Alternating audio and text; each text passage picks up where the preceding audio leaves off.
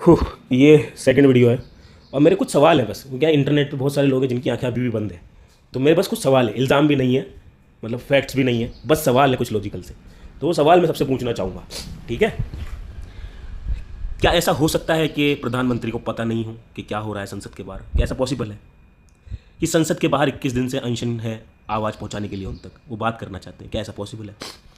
बात करने से क्या नुकसान हो सकता है? क्या देशवासी को जवाब देना ज़रूरी नहीं है?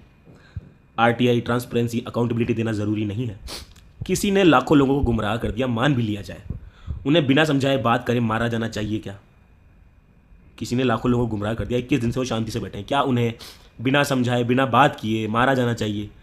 क्या किसी देशवासी को भी मारा जाना चाहिए? लाखों लोगों को छोड़ो, क्या किसी भी देशवासी को मारा जाना चाहिए? अब ये सारे सवाल चैट जीपीटी से भी डाल के देखना, एज इट इज़ कॉपी करना। मैं इसी वीडियो के अंदर ये सारे सवाल डालूंगा और उससे पूछना इसकी क्या क्या धाराएं हैं अगर ऐसा होता है तो। क्या संसद बड़ी है देशवासियों से या किसी एक देशवासी से? किसी पार्टी की नाक बड़ी है या देशवासी का खून? देशवासी के सिर से खून निकालना और इस्तीफा देना ज़्यादा गलत क्या है? आपको किसी का सिर फाड़ने बोला जाए तो आप नौकरी छोड़ोगे या सिर फाड़ोगे? आप बताओ। Anti national, terrorist, CIA, Pakistan, Chinese agent क्या होता है? इसे बोलने का मतलब क्या? अगर आप किसी को ये बोल रहे हो, आपको इसकी खबर है कि आपको लगता है कोई ये है anti national, terrorist, CIA, Pakistani या चाइनीज एजेंट, क्या इतना आसान है बोलना किसी को? आपको पता है सरकार में रहते हुए आप बोल रहे हो, तो ऐसी खबर मिलने पे क्या करना चाहिए आपको? बस बोल के फ्री हो जाना चाहिए या पुलिस में शिकायत करनी चाहिए उस आदमी के बारे में जो एंटी नेशनल है, टेररिस्ट है, चाइना का एजेंट है? क्योंकि आपको बहुत बड़ी चीज़ पता है, मेरे को नहीं पता इसका आंसर। आप बताओ। कल्पना कीजिए कि आप छोटे बच्चे को बेरहमी से मार रहे हो। मैं नॉर्मल पब्लिक से पूछ रहा हूँ, आप एक छोटे बच्चे को बहुत बेरहमी से मार रहे हो। मेरे को जुकाम हो रहा है, मैं थोड़ा सा क्या है, मैं वहाँ पे था ना, 5 दिन तक नारे लगा रहा था कंटिन्यू, मेरा गला बैठ गया है। तो मेरे को पता लगा गले के अंदर गेयर होते हैं, गेयर डाल सकते हो आपके, एक जगह से आवाज़ नहीं आ रही, थोड़ा ऐसे पीछे करके, जैसे मैं नारे लगा था, मेरी आवाज़ बैठ गई थी। ये पहला गेयर है मेरा, मतलब सीधी आवाज़। तो मैंने पीछे लिया अपनी आवाज़, 5वें गेयर तक गया हूँ मैं, ऐसे इनकलाब, ये ऐसे आवाज़ निकाली है मैंने, और मेरा पूरा गला बैठ गया, जुकाम हो गया मेरे को। वहाँ बरसात में खड़ा था मैं नाक साफ कर लेता हूँ 2 मिनट। मैं इतना गुस्सा था ना जब मैं वहाँ से लौट के आया, मैंने एक भड़काऊ पोस्ट डाली थी क्योंकि मुझे बहुत गुस्सा आ रहा था प्रधानमंत्री के खिलाफ। पर मुझे समझ में आता है यार, अपने अनशन जो कर रहे हैं ना, तो आराम मांग जी, तो बहुत सही कर रहे हैं। इतना कुछ होने के बाद उनको सब पता है क्या चल रहा है बाहर, उसके बावजूद भी उन्होंने अनशन नहीं तोड़ा है, ना अनटसेंट बोला है किसी के बारे में। और हमें भी यही करना है, हम इनको बताते हैं भाई, इनकी बर्बरता देखते हैं। हाँ, अगला सवाल, क्या किसी पार्टी की नाक बड़ी है या देशवासी का खून? मतलब सोचो एक बार बैठ के इन सवालों को, ठीक है? पूछ भी सकते हो, है ना? कानून के रूप में भी पूछ सकते हो, संविधान में भी इसका सवाल का आंसर ढूंढ सकते हो आराम से। आपको पन्ने पलटने की जरूरत नहीं, जेमिनी भी डाल दो, ठीक है? देशवासी के सिर से खून निकालना और इस्तीफा देना ज़्यादा गलत क्या है? आपको किसी का सिर फाड़ने बोला जाए, एज ए पब्लिक सोच के देखो आप एक बार, आप कोई किसी नौकरी में और आपको काम दिया है कि इसका सिर फाड़ना है, आप नौकरी, और नॉर्मल आदमी है, कोई टेररिस्ट नहीं है यार, आप अपनी नौकरी छोड़ोगे या सिर फाड़ोगे? एंटी नेशनल, टेररिस्ट, ये वाले सवाल पूछ चुके हैं। ये क्या मतलब, आप किसी को बोल देते हो, ये इतना आसान है क्या बोलना? आपको अगर इसकी खबर मिलती है तो आपको पता है ये सूचना देनी होती है कि कौन है वो चाइनीज़ एजेंट, पाकिस्तानी एजेंट, बताना होता है। ये नॉर्मल चीज़ें नहीं है, जनरलाइज करने की चीज़ें नहीं है। आप बता दो अगर हैं तो। मैं तो चलो मैं क्लेम भी नहीं करता। कल्पना करो कि आप एक छोटे बच्चों को बहरे में से मार रहे हो। आप एक बार कल्पना करो, क्या आप कल्पना कर सकते हो? क्या पुलिस बच्चों, माइनर्स को मार सकती है? क्या बच्चे पुलिस से ज़्यादा ताकतवर हैं कि उन्हें बिना मारे रोका नहीं जा सकता?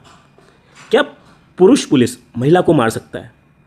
लड़की के कपड़े फाड़ने वाले को क्या बोलते हैं? बच्ची के कपड़े फाड़ने वाले को क्या बोलते हैं? लड़की के प्राइवेट पार्ट्स को नुकसान पहुंचाने वाले को क्या बोलते हैं? बिना वर्दी के अगर कोई इंसान होता तो उसे क्या बोलते? जिसके नेम टेग नहीं होता है, उसने वर्दी भी पहनी हो, क्या वो पुलिस वाला होता है? इसकी सज़ा क्या होती है?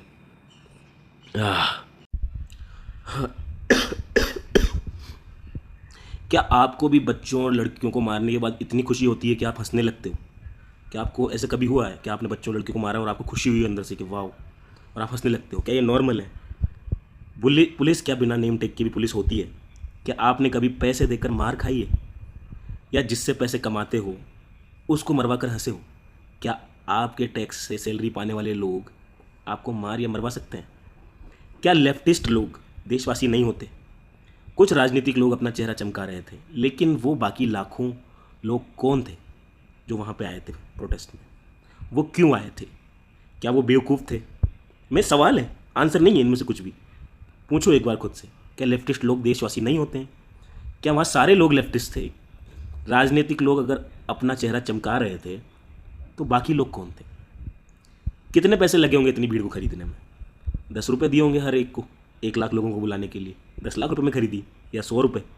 जहाँ तक मुझे पता है, नहीं करके आराम से भी 1000-1500 से ऊपर का खर्चा आया होगा लोगों का वहाँ रुकने में। 5 दिन भी रुकने में बहुत भारी पड़ा होगा उनको। तो इससे कम में तो बात नहीं होनी चाहिए। क्या लाख लोगों की भीड़ को खरीदा गया, ये सूचना गुप्त रह सकती है? इसे छुपा के रखा जा सकता है? क्या वहाँ पे राइटिस्ट लोग नहीं थे? क्या वहाँ पे हिंदू नहीं थे? क्या वहाँ हिंदू लड़कियाँ नहीं थी? क्या किसी हिंदू बच्चे या लड़की को लाठी नहीं लगी? क्या वहाँ राइटिस्ट लोग नहीं थे? क्या वहाँ कोई हिंदू नहीं था? क्या वहाँ हिंदू बच्चे नहीं थे? क्या वहाँ हिंदू लड़कियाँ नहीं थी? क्या किसी हिंदू बच्चे या किसी हिंदू लड़की को लाठी नहीं लगी? क्या किसी हिंदू बच्चे या किसी लड़की का सिर नहीं फूटा? क्या पुलिस मुस्लिम थी या फिर जनता मुस्लिम थी? क्या देश के छात्र इतने बेरोजगार हैं कि वो 21 दिन प्रोटेस्ट पर बैठे थे? अगर वो बेरोजगार हैं तो वो बेरोजगार क्यों हैं? और अगर वो बेरोजगार नहीं है तो वो प्रोटेस्ट पर क्यों है? क्या वोट देने वाली जनता को वोट देते समय समझदार मान लोगे और वही जनता प्रोटेस्ट देते टाइम पे बेवकूफ़ और गुमराह हो जाती है? मतलब ऐसा पॉसिबल है क्या? क्या गुमराह देशवासी को मारा जाना चाहिए? फिर से मेरा वही सवाल है कि संसद बड़ी है या देशवासी? अगर प्रोटेस्ट हिंसक था तो माँ बाप अपने छोटे बच्चों को और बच्चियों को लेकर के क्यों आ रहे थे? क्या देश की 95% जनता की आय 6,000 रुपये प्रति माह भी है? आप सही में सर्च करके पता करके देखो। जीडीपी पर कैपिटा नाम की जो चीज़ होती है ना, हमारी 6th लार्जेस्ट इकोनॉमी बोलते हैं, पर हमारी जनसंख्या देखो। क्या प्रति व्यक्ति आय जो है, अगर अमीर लोगों को छोड़ दिया जाए, बहुत गलत डिवाइडेशन है शायद, आप पता करो। क्या पता मुझे गलत कहीं से पढ़ लिया हूँ मैंने। तो 95% जनता की आय 6,000 रुपये है हर महीने की। क्या आज के टाइम पे हर महीने 6,000 रुपये से काम चल जाता है? एक पेपर लीक होने पर, एक पेपर लीक होने पर एक बच्चे और उसके परिवार का क्या हाल होता है? मैं ना इसके पीछे कोई ट्यून नहीं लगाऊंगा। आपको खुद ये सवाल सोचने चाहिए, महसूस करना चाहिए कि ये कितना बुरा है। एक पेपर लीक होने पर एक बच्चे और उसके परिवार का क्या हाल होता है? एक पेपर की तैयारी में 6,000 रुपये से कम कमाने वाले परिवार का कितना समय और कितना पैसा खर्च होता है? एक बच्चा जब आत्महत्या करता है तो कैसा लगता है? उसके परिवार का क्या होता है? उसकी मानसिक स्थिति और आर्थिक हालात कैसे हो जाते हैं जब उनका बच्चा आत्महत्या करता है? क्या हर साल 10,000 से ज़्यादा बच्चे एग्ज़ाम की वजह से आत्महत्या करते हैं? कितने बच्चों का आखिरी मौका होता है वो एग्ज़ाम? कितने बच्चे मानसिक रोगी बन जाते हैं या असामान्य हो जाते हैं उस एग्ज़ाम के बाद? क्या पिछले 7 साल में 240 में से 70 पेपर लीक हुए हैं या नहीं हुए हैं? क्या आप एक बच्चे के एक पेपर लीक के दर्द को 70 एग्ज़ाम फॉर्म भरने वाले, कम से भी कम एक एग्ज़ाम में बैठने वाले लाख बच्चों से, आपको पता है लाख बच्चे नहीं, उससे बहुत ज़्यादा बच्चे भरते हैं एक पेपर का फॉर्म, उनका दर्द महसूस कर सकते हो? 70 गुना 1 लाख, 70 लाख गुना दर्द को महसूस कर सकते हो? उनके परिवार को दर्द महसूस कर सकते हो? ये मैंने आपको मिनिमम आंकड़ा बताया है या मैक्सिमम? कि ये मिनिमम दर्द का आंकड़ा है, परेशानियों का आंकड़ा है, या फिर मैक्सिमम? क्या ये आंकड़ा है? क्या ये आंकड़ा है? एक बार फिर से, क्या आप केवल एक बच्चे और एक परिवार का दर्द ठीक से महसूस कर सकते हो? एक बच्चे के लिए क्या आप कोरोना नहीं आएगा? क्या आप कोरोना आएगा? हत्या और आत्महत्या में क्या अंतर होता है? क्या ये आत्महत्याएं हैं जो बच्चे मरे, या हत्याएं हैं? आत्महत्याएं थोड़ी सी होनी चाहिए किसी कंट्री में, या बहुत सारी आत्महत्याएं होने का क्या मतलब होता है? दोषी कौन होता है इन आत्महत्याओं का? सबूत क्या होते हैं दोषी के खिलाफ? क्या हत्या की तफ्तीश होनी चाहिए? क्या प्रधानमंत्री को यह दर्द महसूस होता है? अगर होता है तो क्या वो चुप रह सकता है?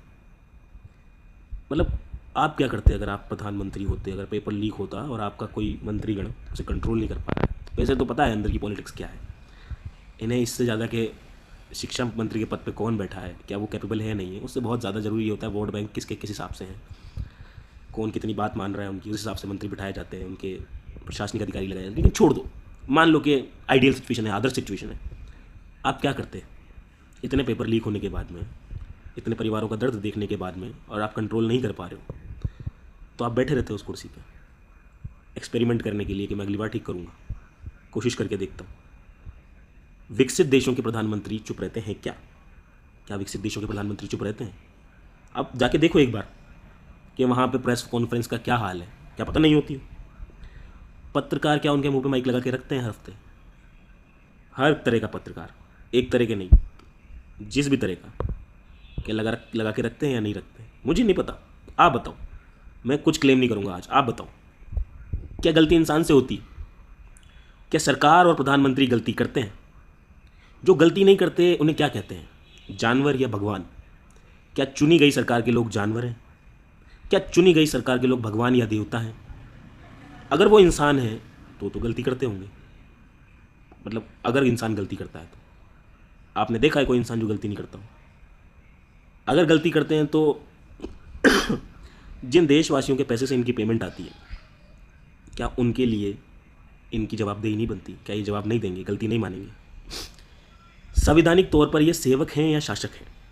रूलिंग पार्टी जो हम बोलते हैं उसे रूलिंग पार्टी बोलना चाहिए या सर्विंग पार्टी बोलना चाहिए? रूल मतलब राज करना होता है, ये राज करने वाले नहीं है, ये सेवा करने वाले हैं, सर्विंग पार्टी हैं, सर्वेंट्स हैं ये।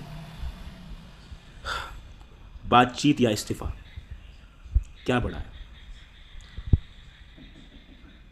बातचीत या इस्तीफा, ये एक तरफ, और एक देशवासी एक तरफ। एक देशवासी अनशन पे बैठा है या एक देशवासी प्रोटेस्ट पे बैठा है बिना अनशन के, वो पूछ रहा है, उसका कुछ सवाल है, क्या ज़्यादा बढ़िया है, इस्तीफा, बातचीत या उस आदमी को मार रहा? अब बताओ, क्या देशवासी सुन के आपके दिमाग में बस गरीब लोग आ रहे हैं, आम जनता आ रही? क्यों? क्या कभी किसी अमीर आदमी को लाठी पड़ी है? क्या किसी ऊंचे पद पर बैठे आदमी को लाठी पड़ी है? बातचीत या इस्तीफा, क्या बड़ा है, देशवासी या बातचीत और इस्तीफा? ये सब कोई आम आदमी करता तो फांसी या आजीवन कारावास होता, या सिर्फ इस्तीफा? मेरा आखिरी सवाल बस इतना है, इतना सब कुछ होने के बाद में क्या सिर्फ इस्तीफा काफ़ी होगा? एक आम आदमी ये सब चीज़ें करता तो उसे क्या होता, फांसी या आजीवन कारावास? क्या अब एक इस्तीफा काफ़ी होगा?